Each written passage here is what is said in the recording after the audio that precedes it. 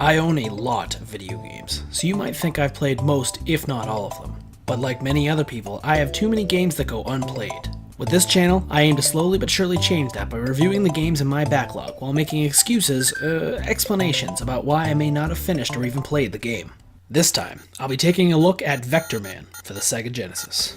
Prior to this review, I had heard a lot of good things about this game, but never played it. I got Vectorman for cheap along with some other Sega Genesis titles years ago, and it ended up being lost in the fold. Still, Vectorman is one of those names that's synonymous with Sega, and I always wanted to play it on reputation alone. Now the question is, does it live up to its name? The story of Vectorman is more of a backstory shown to us at the beginning of the game than anything. But that was typical for an action platformer in 1995. In the not too distant future, mankind has polluted Earth so badly that they need to live in outer space. While they're doing so, they entrust robots to clean up the planet for them. However, a nuclear bomb being attached to one of the most powerful robot's circuits creates a newer, more sinister robot, Warhead. Warhead commands the robots to destroy and wreak havoc all across the planet, so the returning humans will be driven away once again. You play as Vectorman, who doesn't give in to Warhead's orders. You'll be tasked with stopping the evil robots to make Earth safe for the humans once again. If this concept sounds familiar, it's probably because you've seen it in the movie WALL-E, where humans also had to leave the planet due to pollution, and contained robots cleaning things up for them. With that said, that's all we're given for the story in Vectorman. But in fairness, that's about all we really need, an excuse to traverse cool, futuristic environments and blasting evil robots. The presentation and graphics of this game are where it truly shines. Back in 1995, Sega felt they had a lot to prove after Super Nintendo wowed audiences with the pre-rendered 3D graphics of Donkey Kong Country just a year prior. In order to compete, they enlisted the help of Blue Sky Software, and they created their own pre-rendered 3D graphics to fill out their game. It may not seem like a big deal now, but in 1995, pre-rendered 3D graphics on a Sega Genesis turned some heads. It was thought near impossible, but Blue Sky Software worked some serious magic, as you can see in the footage. The look has aged well too, thanks in part to the fact that players are a robot and fight mostly other robots, so the low polygon counts feel more realistic. It also helps that backgrounds remain stylized and aren't strictly going for realism. More games during the 32-bit generation would use a similar style to this one, and it got me thinking. Would Vectorman have looked out of place on a Sega Saturn or Sony PlayStation? I think it could easily pass for an early 32-bit generation game. That's a testament to just how good it looks. One criticism I have of the graphics, however, is how crowded things sometimes feel. When players shoot these TVs, for instance, things like power-ups, multipliers, and health come out, but it can be very hard to make out exactly what you're picking up due to all the clutter. The true problems with Vectorman start with the gameplay, however. Upon starting the game, players will notice that they're limited to running, jumping, double jumping, or shooting, and that about covers it all. This isn't a problem on its own, but that does mean that it leans on level themes and design heavily, which we'll get into later. There are power-ups that can be obtained, like a spread shot, invincibility, or even the ability to turn into a rocket.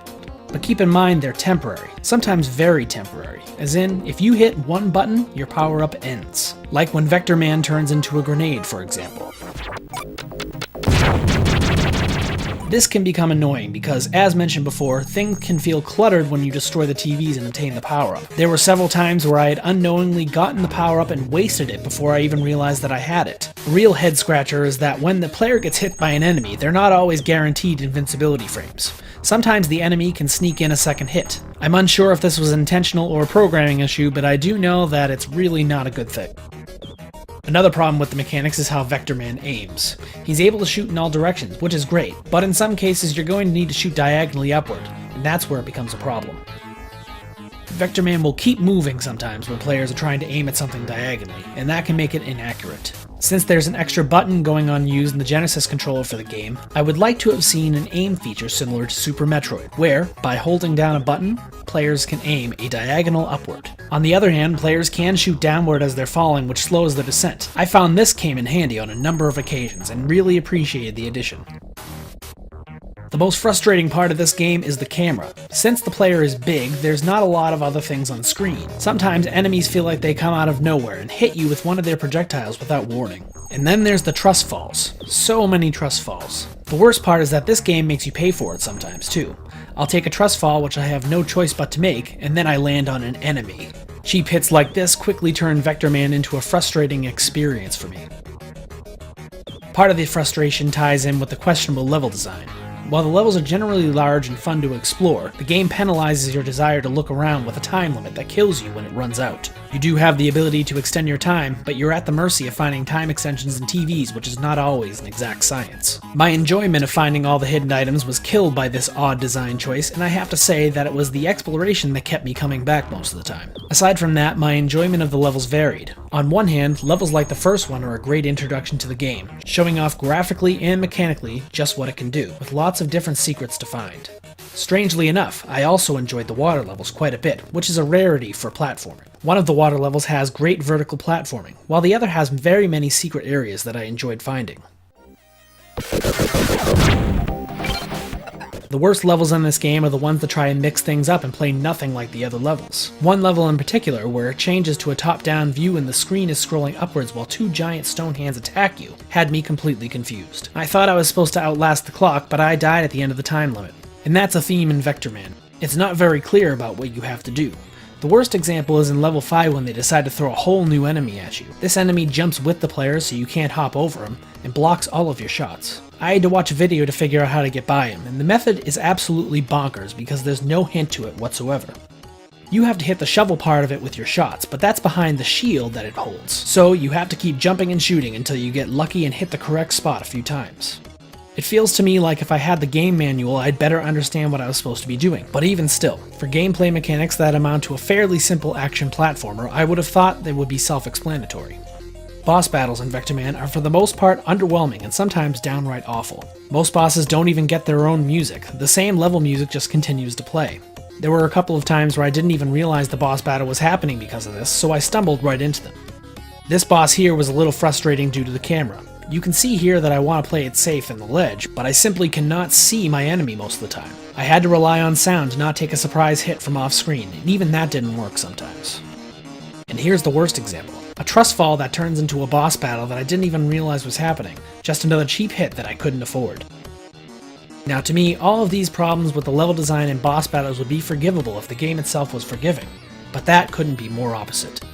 First off, if you complete a level, don't expect your health to go back to full. If you complete something with only one hit left, for example, you start the next level with that same amount of health. Players are given lives, which they can slowly but surely increase the amount of, but once you run out, that's it. Game over and no continues. You have to start the game all over again. It's for this reason I have no shame in recommending any newcomers to the game that they choose the lowest difficulty setting. Even then, you risk game overs due to Vectorman's frustrating design choices and confusing objectives if you aren't experienced with the game.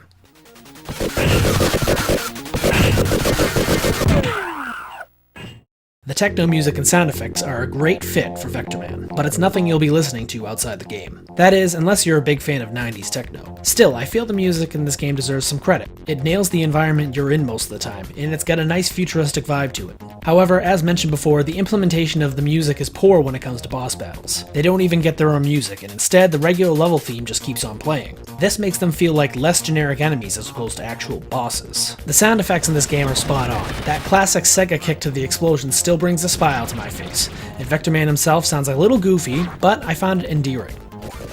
I guess in a way, Vectorman the game is endearing to me.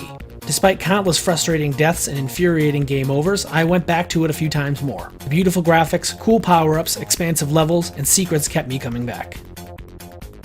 My recommendation is to keep this game in your backlog, and whenever you're up for some old-school action platforming fun, consider taking it out to play for an hour or two. This is a game that requires memorization of the levels and enemies to succeed, and because of that, may take some time to grow on you. With some tempered expectations though, you may find yourself seeing the good aspects of Vectorman over some of the bad ones that weigh it down. Thanks for watching. Be sure to comment on how you felt about Vectorman if you ever played it, or is it sitting in your backlog right now? Next video I have a special game in mind and I'm excited to share it with you all, so stay tuned.